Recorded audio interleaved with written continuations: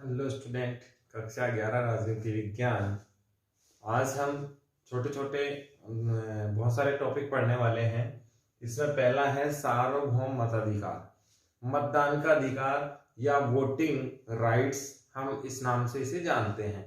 Voting rights की बात करें तो भारत में मतदान के अधिकार को लेकर बड़े विवाद शुरू से ही रहे। वास्तव में अगर देखा जाए तो जब यूरोप और पश्चिमी राष्ट्र, पश्चिम की बात हमने कल बताई थी कि ऐसे राष्ट्र जो अमेरिका या अमेरिका के सहयोगी राष्ट्र हैं, वे क्या कहलाते हैं? पश्चिमी राष्ट्र कहलाते हैं। कि जब पश्चिम के राष्ट्रों ने मतदान का अधिकार महिलाओं को नहीं दिया था, उस समय भारत की सोच इतनी बड़ी थी कि हम बिना किसी भेदभाव के मतदान के अधिकार महिलाओं को भी देंगे। सार्वभौम मताधिकार की बात करें तो इसका मतलब ये हुआ कि सभी को क्या देंगे? बिना भेदभाव, सभी को भेदभाव रहित मतदान देने का अधिकार होगा। क्या होगा? मतदान का अधिकार होगा। ये बात स्पष्ट हम इसमें करने वाले हैं कि बिना किसी ऑब्जेक्शन के, बिना किसी जाति, भाषा, वर्ण, लिंग, संप्रदाय या वर्ण, रंग के आधार पर भी हम डिस्टर्ब नहीं कर सकते किसी को। शर्तें क्या क्या होंगी? शर्तें क्या होंगी कि मतदान की वो शर्तें पूरी करता हो। मतदान की क्या करते हो? शर्तों को पूरा करता हो। उसे प्रतिबंधित ना किया गया हो। क्या नहीं हो? प्रतिबंधित ना हो, यानी कि उसे रोका ना गया हो। और मतदान की शर्तों को भी क्या करे? वो पूरा करे, तो वो वोट दे सकता है। अब हम बैकग्राउंड की बात करें तो कॉन्स्टिट्यूशन ऑफ इंडिया बिल आया था 1895 में। इस समय पहली बार प्रयास किया गया कि भारतीयों को एक प्रारंभिक या पहला जो संविधान बनाने का जो प्रयास था, एक कच्चा चिट्ठा कहें, मतदान की बात यहाँ पर कही गई कि इंडिया के जो लोग हैं वे अपने लिए क्या बनाएंगे? कानून बनाएंगे, एक सिस्टम को डेवलप करेंगे। आपको याद रखना है कॉन्स्टिट्यूशन ऑफ इंडिया बिल कब लाया गया था? 1895 में लाया गया था। और इसमें बेसिक जो जोर दिया गया था वो ये था कि भारत का जो संविधान है, भारत की जो नियमावली है, वो किसके द्वारा बनाई जाएगी? भारत के लोगों के द्वारा बनाई जाएगी। और इसमें मतदान के आधार पर किसी भी निर्णय पर पहुंचने पर जोर दिया गया था। फिर इसके बाद मोतीलाल नेहरू जी ने जो रिपोर्ट पेश की 1928 में, उसमें भी इस बात पर जोर दिया गया कि भारत में जो वास्तव में मतदान की व्यवस्था है उसे आगे बढ़ाना चाहिए और अंग्रेजों के द्वारा शासन थोपा जाना नहीं चाहिए। वास्तव में भारतीयों का शासन भारतीयों के द्वारा ही होना चाहिए। भारतीय ही के लोग जो हैं वो मतदान दें और मतदान के माध्यम से गवर्नमेंट चुनी जाए। वो चुनी हुई गवर्नमेंट एक लोकतांत्रिक तरीके से क्या चलाए? शासन चलाए। आपको ये भी याद रखना है कि मोतीलाल नेहरू रिपोर्ट में जो एज ग्रुप और वोटिंग था वो क्या था? 24 वर्ष रखा गया। 24 साल मतदान की आयु रखी गई। आपको याद होगा कि हमारे यहाँ 61वें संविधान संशोधन से 61वें संविधान संशोधन से मतदान की आयु 21 से घटाकर 21 वर्ष से घटाकर कितनी कर दी गई है? 18 वर्ष कर दी गई है। अब यहाँ पर फैक्ट्स क्या क्या बने? हम पढ़ रहे हैं सार्वभौम मताधिकार, यानी कि बिना किसी भेदभाव के सभी को एक समानता से मतदान के क्या दिए जाएंगे? राइट्स दिए जाएंगे, अधिकार दिए जाएंगे। क्या कहलाएगा? सार्वभौम मताधिकार कहलाएगा। दूसरी चीज क्या है? कॉन्स्टिट्यूशन ऑफ इंडिया बिल लाया गया 1895 में। इस बात पर जोर दिया गया कि भारत के लोग भारत के लिए मतदान करेंगे, संविधान का निर्माण करेंगे। और ये पहला अध्याय रखने की यहाँ पर बारी रखी गई। या यूं भी कह सकते हैं कि संविधान बनाने के लिए पहली बार प्रयास कब किया गया? 1895 में किया गया। कौन से बिल के तहत? कॉन्स्टिट्यूशन ऑफ इंडिया बिल के तहत किया गया। उसके बाद में मोतीलाल नेहरू रिपोर्ट, ये तो बहुत इंपॉर्टेंट है। मोतीलाल नेहरू रिपोर्ट कब पेश हुई? तो 1928 में पेश हुई। इस पर भी इस बात पर जोर दिया गया इसमें कि कहीं भी किसी भी तरीके से मतदान होना ही चाहिए और उसमें सभी को बिना भेदभाव के क्या मिलना चाहिए? हिस्सेदारी का मौका मिलना चाहिए। इसमें विशेष क्या है? 24 वर्ष का इसमें उल्लेख किया गया कि मतदान की आयु क्या रहेगी? 24 वर्ष के भारतीय नागरिक वोट डालने के राइट्स रखेंगे, वो भी बिना भेदभाव के, चाहे महिला हो चाहे वो पुरुष। अब क्या है कि सार्वभौम का अर्थ हमने देखा, सभी को भेदभाव रहित मतदान का अधिकार यदि मिलता है तो क्या कहलाता है? सार्वभौम मताधिकार कहलाता है। वर्तमान में मतदान की शर्तें क्या क्या हैं? एक तो मतदान की शर्तें हैं, भारत का नागरिक होना चाहिए, मतदाता सूची में नाम होना चाहिए, वोटिंग कार्ड या कोई भी ऐसा वोटिंग या परिचय पत्र उसके पास होना चाहिए जिससे ये वेरीफाई हो जाए कि वोट डालने वाला व्यक्ति सही है। इसमें सबसे इंपॉर्टेंट चीज है वो है मतदाता सूची में नाम जुड़ा हुआ होना चाहिए। फिर उसे बैन नहीं किया गया हो चुनाव लड़ने के लिए, वोट डालने के लिए, दोनों ही चीजें हो सकती हैं। फिर हमने ये भी देखा कि मूल संविधान में 21 वर्ष आयु जोड़ी गई थी कि वे भारतीय नागरिक जिनकी उम्र 21 वर्ष हो चुकी है और उनका मतदाता सूची में नाम है, वे क्या डाल सकते हैं? वोट डाल सकते हैं। लेकिन 61वें संविधान संशोधन से हमने 21 वर्ष से घटाकर क्या कर दिया गया है? 18 वर्ष कर दिया गया है। अब यहाँ पर आपको 2-3 बातें और देखनी है। सार्वभौम मताधिकार पर जोर इसलिए दिया गया कि जब देश आजाद हुआ तो देश में बहुत सारे प्रकार के जातीय व्यवस्थाओं का जाल था, भेदभाव की स्थिति चरम पर थी, छुआछूत बहुत भयंकर थी, जिसको हमने समाप्त किया है अनुच्छेद 17 के तहत। अनुच्छेद 17 जिसमें क्या कहा गया है? छुआछूत या अस्पृश्यता। क्या है? अस्पृश्यता। ये क्या है? इसे बैन किया गया है कि ऐसा कोई व्यक्ति जो दलितों को जाति सूचक शब्द या छुआछूत की बात करता है तो इसके खिलाफ कार्रवाई की जाएगी। बहुत सारे लोग इसमें विश्वास रखते हैं लेकिन वो अशिक्षा का कारण है। ईश्वर ने हम सबको एक बनाया है, ब्लड एक है, कलर एक है, जाति एक ही है, केवल मानव, बाकी सेकंड जाति हमने हमारे लालच के कारण बनाई है। बहुत सीधा सा सिंपल सा एग्जांपल मैं आपको देना चाहता हूं। यदि एक उच्च जाति का व्यक्ति मरणासन हो और उसे ब्लड की आवश्यकता हो और उस हॉस्पिटल में केवल एक अछूत या जिसे हम छुआछूत कहते हैं या स्पर्श कहते हैं वही व्यक्ति ब्लड देने योग्य हो, बाकी कोई हो ही नहीं, तो मुझे नहीं लगता किसी भी उच्च जाति का व्यक्ति मना कर पाएगा उसे, क्योंकि अब जीवन पर आन पड़ी है। तो ये सब हमारे कहीं ना कहीं लाभ के कारण, जातीय विखंडन के कारण, अंग्रेजों की नीति के कारण इस प्रकार की पॉलिसी बनाई गई, छुआछूत बनाया गया। तो नहीं तो हमारे पुराणों में राजा राम जी से लेकर भगवान राम श्याम कहीं भी देखें छुआछूत जैसे कोई काम थे ही नहीं।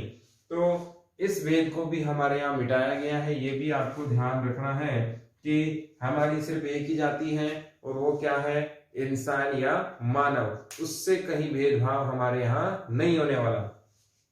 तो सार्वभौम मताधिकार इसलिए दिया गया कि उस समय छुआछूत की स्थिति बहुत ज्यादा खतरनाक थी। जाति, वर्ण, संप्रदाय, भाषा, लिंग, आप देखें महिलाओं को वस्तु माना जाता था और महिलाओं को चार दीवारी के अंदर ही एज ए रोबोट की तरह काम में लिया जाता था कि ये सिर्फ ऐसी कोई चलती फिरती मशीन है जो घर के अंदर काम करती है। उसका मानसिक जो विकास होना चाहिए था, समाज में जो गतिविधियों में इन्वॉल्वमेंट होना चाहिए था, वो नहीं था। इसीलिए हमारे यहाँ क्या दिया गया? सार्वभौम मताधिकार दिया गया ताकि महिलाएं भी बढ़ चढ़ कर मतदान में भाग लें, राजनीति में हिस्सेदारी हो और देश का विकास हर एंगल से होना शुरू हो जाए। तो ये क्या है, सार्वभौम मताधिकार यहाँ पर होता है समाप्त। सवाल क्या क्या बने, आपसे पूछा जाएगा सार्वभौम मताधिकार पर टिप्पणी लिखें। कॉन्स्टिट्यूशन ऑफ इंडिया बिल कब आया, 1895 में। पहली बार संविधान बनाने का प्रयास कब किया गया, 1895 में। मोतीलाल नेहरू रिपोर्ट किसने पेश की, मोतीलाल ने की, और कब की, 1928 में की। इसमें मतदान की आयु क्या बताई गई थी, 24 वर्ष बताई गई। मतदान की आयु मूल संविधान में कितनी थी, 21 वर्ष, घटा के कितनी कर दी गई, 18 वर्ष कर दी गई 61वें संविधान संशोधन के माध्यम से। अस्पष्टता कौन से आर्टिकल में है, 17 आर्टिकल ये कहता है कि अस्पृश्यता या छुआछूत का मनाही है, यदि कोई करता है तो कठोर कार्रवाई उसके खिलाफ की जाएगी। सार्वभौम मताधिकार के बाद अगला बिंदु है संघवाद। इस संघवाद को हमने पहले भी पढ़ लिया है, बहुत डिटेल से हमने पढ़ा था, बहुत शॉर्ट में मैं इसको बताता हूं क्योंकि संघवाद पूरा चैप्टर ही हम पढ़ चुके थे और उसको रिपीटेशन में लाया गया है। अभी आपको ये देखना है कि ये हमारे सिलेबस में बचा है या नहीं। तो संघवाद चैप्टर हमारे सिलेबस में है और इसको हमने बहुत डिटेल से पढ़ लिया था, तो वहां से आपको इसको बहुत डिटेल से देखना है, फिर भी मैं इसको रिपीट करता हूं। संघवाद को हमने यूनियन भी कहा है, यूनियन भी कहा है। दूसरा नाम क्या दिया था, फेडरेशन। और भारत में अगर देखें तो इसे क्या कहा गया है, राज्यों का संघ। कि सभी मिलकर क्या होंगे, राज्य मिलकर क्या बनाएंगे, एक प्रबल केंद्र बनाएंगे। 2-3 बातों का जवाब देते हैं हम लोग कि प्रबल केंद्र क्यों बनाया गया, प्रबल केंद्र, मजबूत केंद्र या संघवाद क्यों बनाया गया। आप जानते हैं कि एग्जाम्पल के तौर पर देखें, ये हमारा भारत देश है और ये छोटे छोटे इसमें क्या हैं, राज्य हैं। तो ये राज्य पूरे मिलकर देश को बनाते हैं। ये राज्य अलग होना चाहे हो सकते हैं, इसके 2 हिस्से हो सकते हैं, 4, 8 कितने भी हो सकते हैं, लेकिन देश से बाहर अलग जाना चाहे तो संभव नहीं है। ये अलग देश नहीं बना सकते। ये क्या है, प्रबल केंद्र इसलिए बनाया गया है ताकि सबको एक साथ एकजुट किसी भी परिस्थिति में हर हाल में जोड़े रखे सके। मजबूत यदि केंद्र नहीं होगा तो विखंडनकारी प्रवृत्तियां, राज्य को बांटने वाली प्रवृत्तियां, देश को बांटने वाली प्रवृत्तियां ज्यादा प्रबल हो जाएंगी और देश टूट जाएगा। तो प्रबल केंद्र क्यों बनाया गया, इसीलिए बनाया गया ताकि पूरे देश को क्या किया जा सके, जोड़ा जा सके, राज्य के टुकड़े ना हो सके, या हो तो एक विकसित तरीके से हो, बहुत अच्छे तरीके से हो। राज्यों का संघ, आप ये ध्यान रखें, सभी राज्यों को मिलाकर क्या बनाया गया है, संघ बनाया गया है। इसमें आप देखें संघवाद होता क्या है, तो वो शब्द और देख लेते हैं हम। अगर हम यूनियन शब्द को देखें तो ये बहुत परफेक्ट बैठता है। अगर विदेशी संघवाद को देखें तो वहां कौन सा शब्द जमता है, विदेश में तो कौन सा शब्द जमता है, फेडरेशन जमता है। भारत की बात करें तो भारत में कौन सा जमता है, यूनियन शब्द जमता है। इसका अर्थ क्या है संघवाद का, सत्ता का ऊर्ध्वाधर बंटवारा, सत्ता का क्या हो जाए, ऊर्ध्वाधर बंटवारा हो जाए तो क्या कहलाएगा, संघवाद कहलाएगा। Power distribution, power horizontal distribution अगर हो जाए, ऊर्ध्वाधर का मतलब क्षितिज के अनुसार अगर हो जाए तो क्या कहलाएगा, संघवाद या यूनियन कहलाएगा। कैसे, वो देखते हैं हम कि ये यहाँ पर क्या है, संविधान है, क्योंकि हम जानते हैं भारत एक लोकतांत्रिक देश है और लोकतांत्रिक देश में सत्ता का जो केंद्र है या पावर जो जनरेट होती है, सत्ता को जो ताकत मिलती है, शक्ति मिलती है, वो किससे मिलती है, संविधान से मिलती है। संविधान से ही ताकत किसको मिलेगी, केंद्र सरकार को मिलेगी। संविधान से ही ताकत किसको मिलेगी, राज्य सरकार को मिलेगी। और संविधान से ही ताकत किसको मिलेगी, स्थानीय शासन को मिलेगी। हमने ये तीनों ही स्तर बहुत डिटेल से पढ़ लिए हैं। केंद्र सरकार में कौन कौन आता है, राज्य सरकार में कौन कौन आता है और स्थानीय शासन में कौन कौन आता है, ये सारी चीजें हम पढ़ चुके हैं। ताकत कहां से मिलती है, शक्ति कहां से मिलती है, संविधान से। अब आप यहां पर देखें, एक सिस्टम तो हो गया ये, दूसरा सिस्टम देखते हैं हम ये पहला एग्जाम्पल और दूसरा एग्जाम्पल देखते हैं हम यहां। सबसे ऊपर कौन है, संविधान। संविधान से ताकत मिली केंद्र सरकार को, मैं शॉर्ट में लिख देता हूं। फिर किसको ताकत मिली, राज्य सरकार को, और फिर किसको ताकत मिली, स्थानीय शासन को। इसको ऐसे भी समझ सकते हैं कि हम इस फॉर्मेट में यदि लाइट को देखें या पानी को देखें, हम इसको ऐसे भी समझ सकते हैं कि यहां से लाइट का कनेक्शन अगर हम देखें तो भी एग्जाम्पल के तौर पे देख रहा हूं, पानी के कनेक्शन, लाइट को पावर मत समझ रहे हैं, यहाँ ये शक्ति है जिससे सरकार चलती है। अगर हम संविधान को पानी का एक टैंक मान लें तो ये पानी कहां से, संविधान से कहां जाएगा, केंद्र सरकार को, केंद्र सरकार से किससे जाएगा, राज्य सरकार को, और राज्य सरकार से कहां जाएगा, स्थानीय शासन को जाएगा। लेकिन आप देखें, केंद्र सरकार चाहे तो राज्य सरकार का पानी यहां रोक सकती है, लेकिन इसमें नहीं रोक सकती। यही क्या है, संघवाद है। संविधान केंद्र को भी शक्तियां देता है, राज्य को भी शक्ति देता है और स्थानीय शासन को भी शक्ति देता है। यही कारण है भारत में केंद्र में मोदी जी हैं बीजेपी के, तो राज्यों में कौन है, कांग्रेस के, राजस्थान में कौन है, गहलोत जी हैं। और दोनों में बिल्कुल नहीं बनती, अलग अलग पार्टी के हैं, अलग अलग विचारधारा के हैं और बिल्कुल 36 का आंकड़ा है, तब भी आराम से गवर्नमेंट चल रही है। यही भारत के लोकतंत्र की खूबसूरती है। अगर ये वाला सिस्टम होता तो केंद्र की दादागिरी किस पर होती, राज्य पर, और राज्य सरकार को जब चाहे हटाया जा सकता था, जब चाहे जैसा चाहे शासन चलाया जा सकता था। अब हम बहुत अच्छे से समझ चुके हैं कि लोकतांत्रिक व्यवस्था में, भारत की व्यवस्था में संघवाद क्या चीज है।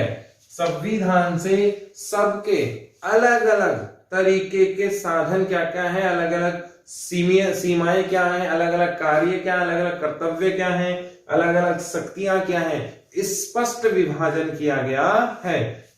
यही क्या कहलाता है, संविधान का जो सबसे बड़ा भाग है संघवाद, वो कहलाता है कि सत्ता का ऊर्ध्वाधर बंटवारा क्या है, संघवाद कहलाता है। और किस प्रकार से, संविधान से केंद्र सरकार, संविधान से राज्य, संविधान से स्थानीय शासन, वो भी बिल्कुल सेपरेट, स्पष्ट। अब इसका मतलब कतई ये नहीं होता कि राज्य सरकार बिल्कुल 100% फ्री है। राज्य सरकार यहाँ किन आपातकालीन अवस्थाओं में इसे जोड़ा गया है। राज्य सरकार स्थानीय सरकार से जुड़ी हुई है, तो ये सिस्टम ऐसे भी काम करेगा और ऐसे तो काम कर ही रहा है। तो दोनों तरीके से बैलेंस बनाने की स्थिति यहां पर हमारे यहां है।